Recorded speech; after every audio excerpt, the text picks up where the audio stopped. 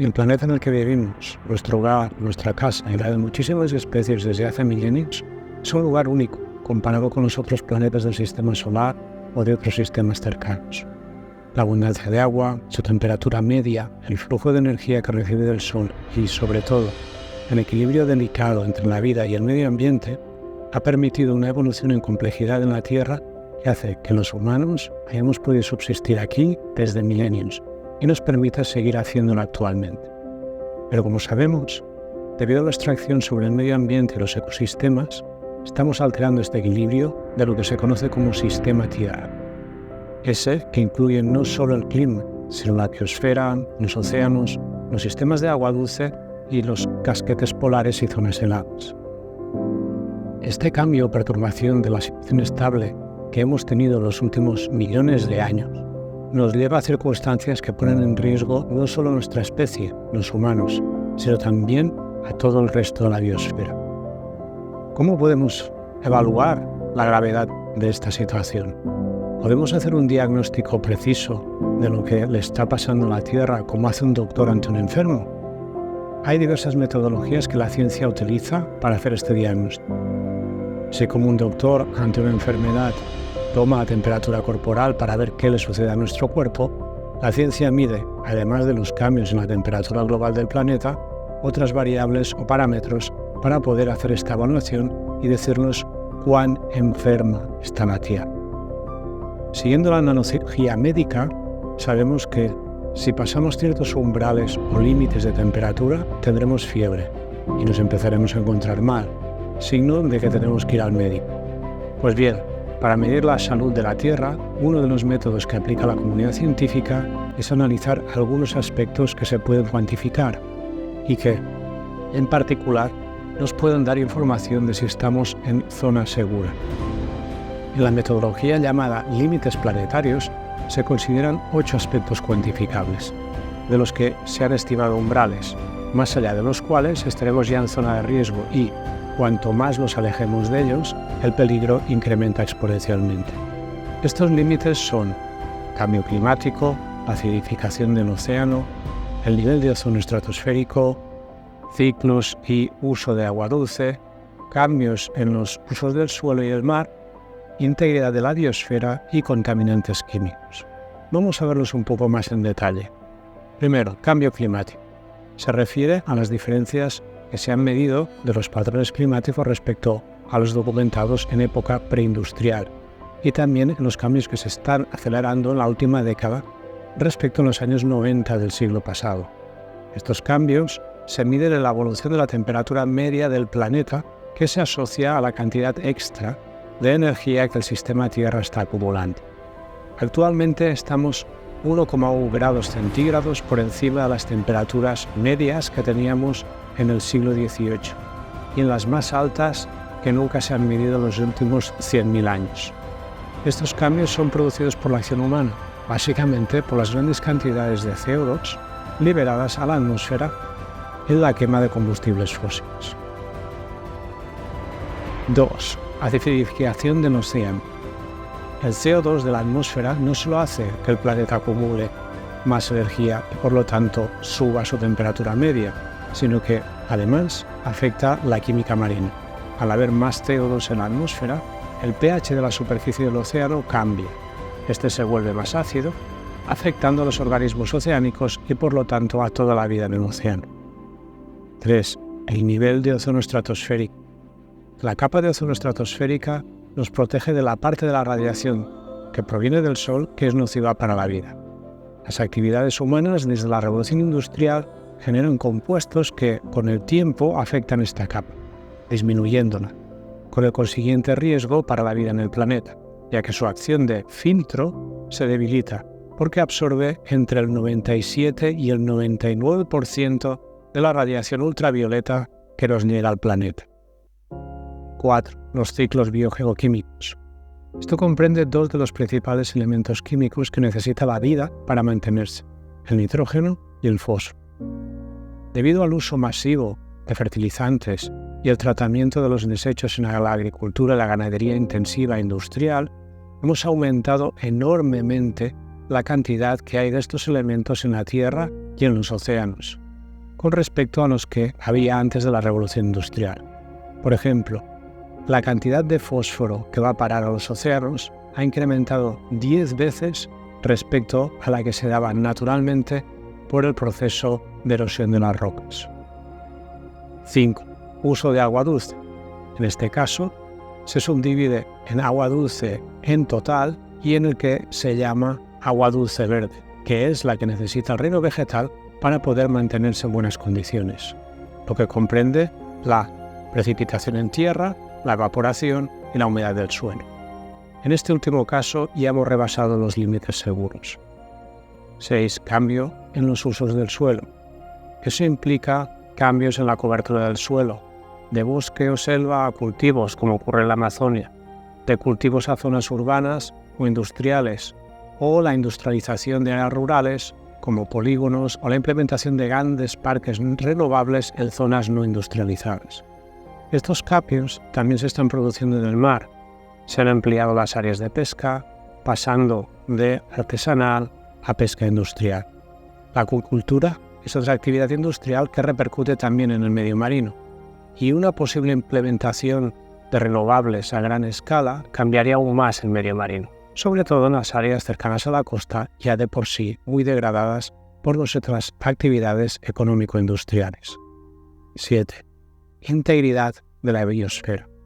Junto con el cambio climático, es uno de los dos límites más importantes e interactúa con todos los otros aspectos o variables.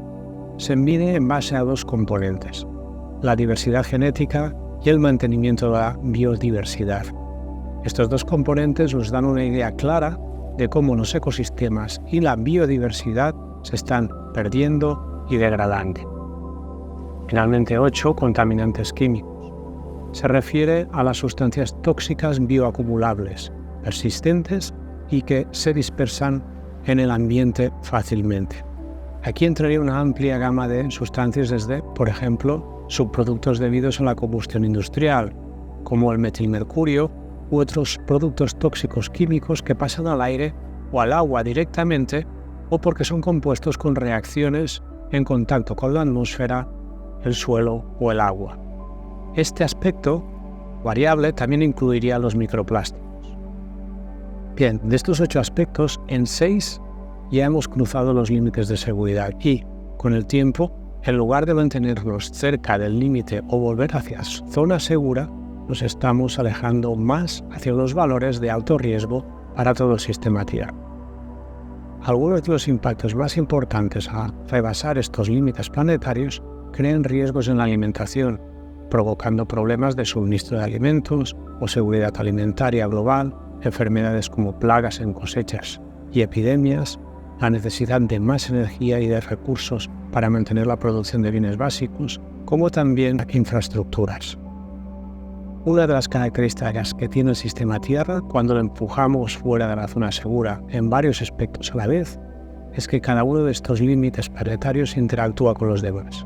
Por ejemplo, la integridad de la biosfera depende de un clima estable, de unos flujos de nitrógeno y fósforo que no rebasen ciertos límites, de un ciclo del agua que permita el mantenimiento de los ecosistemas o de que no haya contaminantes tóxicos que se propaguen o acumulen en los organismos, incrementando la mortalidad. Al mismo tiempo, la biosfera actúa de regulador del clima, regula el ciclo del agua e influye en los ciclos de nutrientes. Sí, llegado a cierto punto, esta degradación de la biosfera puede crear efectos en cascada que aceleren los cambios y las pocas variables que quedan dentro de los límites seguros los sobrepasen, llevándonos a un estado planetario muy diferente del actual que, seguramente, no será apto para la vida humana del planeta. Teniendo todo esto en cuenta, ¿cómo se presenta el futuro? ¿Qué nos dice la ciencia de las posibilidades que tenemos ante esta situación tan complicada? El Panel Internacional de las Naciones Unidas sobre el Cambio Climático propone 5 escenarios de evolución teniendo en cuenta los diferentes grados de implementación de las políticas que sugiere la ciencia para adaptarnos y mitigar el cambio climático. La recomendación es muy clara. Estamos ya muy cerca de un punto de no retorno. Con los principales indicadores que hemos comentado anteriormente rebasando la zona segura, solo nos queda esta década para actuar y, aún así, estamos ya sufriendo y sufriremos en el futuro los efectos de lo que ya hemos hecho en el pasado. De los 5 escenarios principales que el año pasado y el anterior proponía la ONU, si seguimos las tendencias actuales, hay mucha probabilidad de que rebasemos los 1,5 grados centígrados de incremento de temperatura media planetaria en este siglo, con lo que estaremos ya rebasando la zona segura de temperaturas medias. Esto acentuará las tendencias actuales de riesgo en la seguridad alimentaria, incremento de plagas y enfermedades, aumento de la mortalidad, inundaciones, sequías, tormentas violentas, etc., que conllevarán a riesgos de incidentes en infraestructuras y, debido a la subida del nivel del mar, riesgo en infraestructuras y en las áreas costeras. Estas condiciones llevarán a un riesgo mayor de inestabilidad social en las áreas más afectadas, pero también a nivel global, grandes movimientos migratorios, hambrunas y guerras.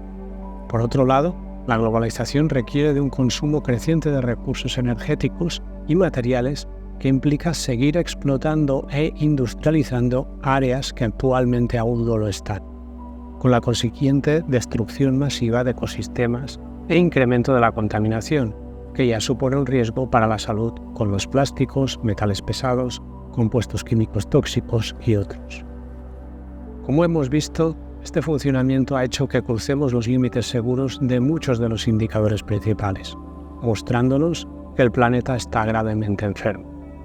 Además, el sistema actual, basado en el mercado y la monetización de cualquier aspecto social, sea este material o funcional, implica una competencia y cosificación creciente de personas, animales y ecosistemas en una relación cada vez más injusta y desigual. Para evitar las peores consecuencias y, sobre todo, adaptarnos a las nuevas condiciones del futuro inmediato, necesitamos cambiar profundamente la manera que tenemos de funcionar tanto a nivel individual como colectivo. Tenemos que transformar un sistema socioeconómico basado en la competencia, la dominación de la naturaleza, el acaparamiento de recursos y la codicia, en otro que tenga en cuenta que somos una parte integrante y en igualdad de condiciones del ecosistema, junto con el resto de seres. Tenemos que ir hacia una socioeconomía que no priorice al individuo consumidor como centro de la sociedad. Este cambio debe ir acompañado de una transformación social, y aquí surge un gran interrogante. ¿Qué guía? ¿Qué visión podemos tomar para llevar a cabo esta profunda transformación individual y social?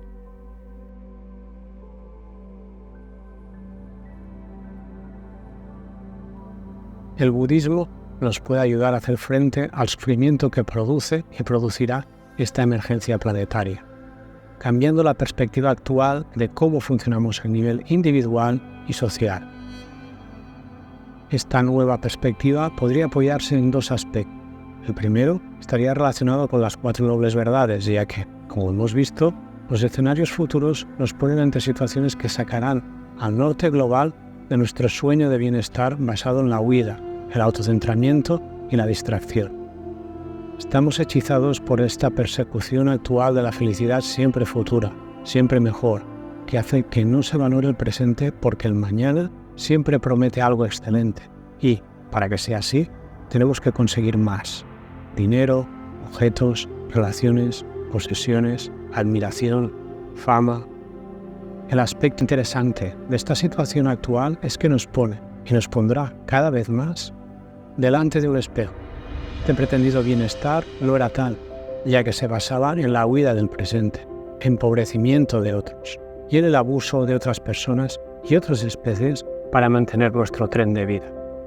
Aquí es donde las 4 nobles verdades pueden aportar mucho, ya que, reconociendo el sufrimiento, nos ayudan a ver que el aferramiento a esta ilusión que daña al ser humano, al planeta y a todas sus especies es la causa, y que reducir este aferramiento a nuestra idea de felicidad mediante el octuple noble sendero aporta una vía a la gestión emocional que no depende de posiciones materiales, de poder o de dinero, sino que nos permite sentirnos parte de la naturaleza, percibir racional y emocionalmente lo que la ciencia hace décadas intelectualmente nos dice, Somos parte de un todo, de una red invisible que nos conecta mediante acciones, palabras y pensamientos.